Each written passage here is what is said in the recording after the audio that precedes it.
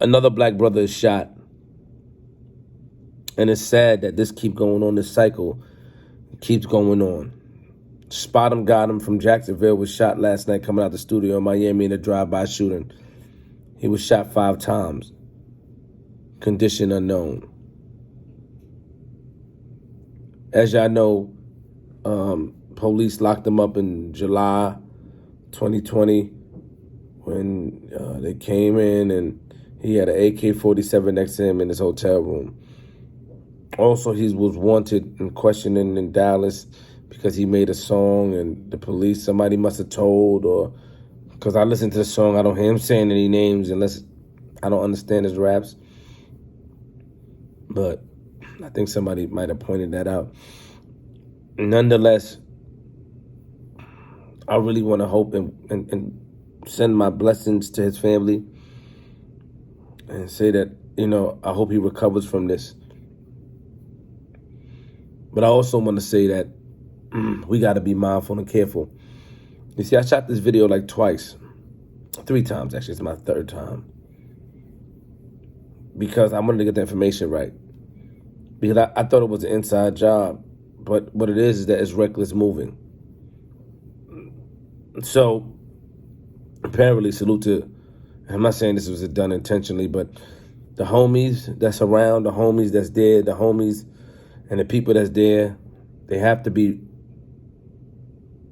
mindful of recording someone in a studio where a lot of people go, where they can see the background and look at everything that looks.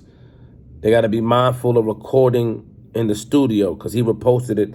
They recorded it because people go. A lot of people frequent the same studio. See, initially I thought that somebody might have gave the drop because it's like, a lot of people in the hood or where we from, they know how to move careful when they go to the studio. Meaning like they're not recording. They're not doing none of that. And back in the days, they didn't really have social media, so somebody would have to set it up, right? Or somebody, you would likely bump into a person, right? Because a lot of people frequent the same studios. Nonetheless, when I went to his page, it was a recording of him in the studio with special type of speakers, so I assume whoever shot him knew what studio he was at. He got shot 5 times. When are we going to stop this cycle of violence? When are we going to stop the cycle of violence? I'm in Atlanta right now and getting this news. I'm shocked. I was on live and I'm thinking like, dang, when are we going to stop the cycle of violence? Where are the big homies at? There's a lot of official dudes in Jacksonville, and I got banned from certain places in Jacksonville because I called Jacksonville Jafghanistan. And it wasn't no disrespect to the people in Jacksonville, but apparently the people at clubs and this other restaurant and stuff, they thought that by me just calling Jacksonville Jafghanistan is putting a label and putting this sort of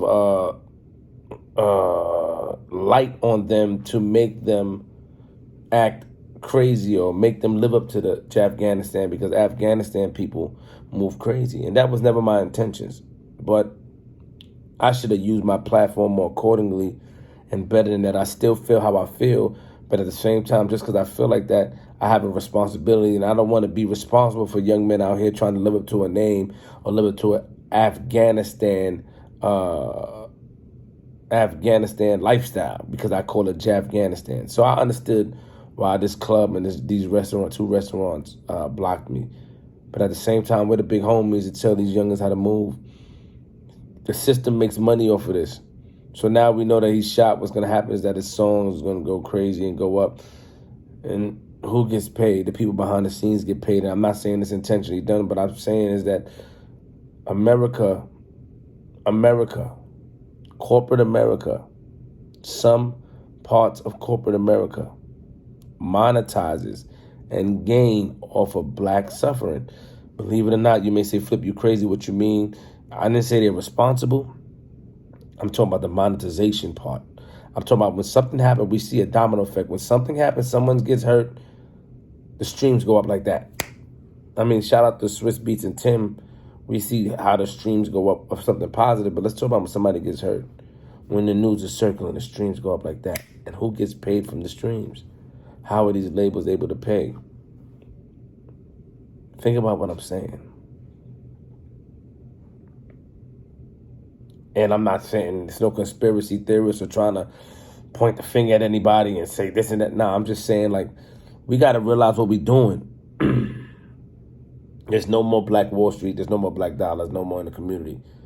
There's no more big homies, as we can see big homies. These young guys are 19, 20 years old, getting deals at 17, talking about choppers and doing what they're doing and being involved in things. And because a lot of things, if we don't know that crime sells, drama sells. We can see what I did with the whole thing. Drama sells and crime sells. I come up here right now and I talk about a situation that happened or somebody, the views will go up like that based off the title, based off what's surrounding it. Because America, society, white and black, are fascinated with the crime story. That's why the mob movies did good. Godfathers did good. Scarface did good. Let's talk about it. Training Day. We're fascinated. So now, those are stories that's on TV based off of true stories, some of them. But now we're able to see it in real life. We're even more like, And there's nothing wrong with a good story. But these are real life things that's happening. People are getting hurt. People are getting hurt.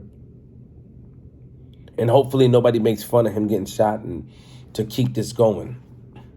Because I can't tell nobody how to respond after getting shot. But what are we doing to the parents? What if it was your parent? What if it was your family? What is this doing to the parent, the family members, the fathers, the mothers, the brothers, the sisters, the girlfriends? What is it doing that their loved one is being shot while coming out of the studio trying to record something? It's just crazy that the violence will continue and continue. When would it stop? When would it stop? When would some of the big homies come in and let me say this. I am aware that a lot of the little homies or the people that's younger don't care about what anybody older have to say. I'm aware of that. Don't say you're flip. I'm aware of it. I'm aware.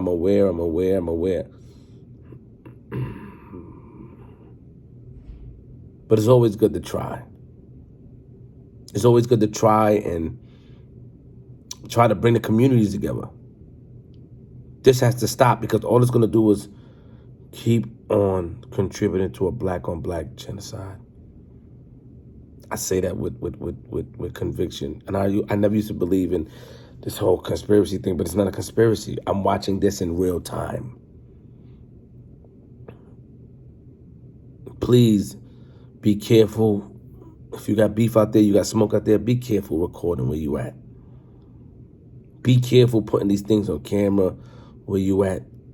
A lot of people that move, sometimes they put the video up after. That's because of experiences. There's always somebody tougher than everybody, right? But where does the toughness stop? We always say that line, somebody tougher than anybody, but where does the toughness stop? It's going to keep going. And the reason why I keep going because of the ignorance in our society. I don't want to keep babbling. I'll make a part 2, but get well, Spotemgottem. My condolences to his family. I hope he get well. Shout out to Young Nace and the whole, his whole squad. God bless them. Get well, homie.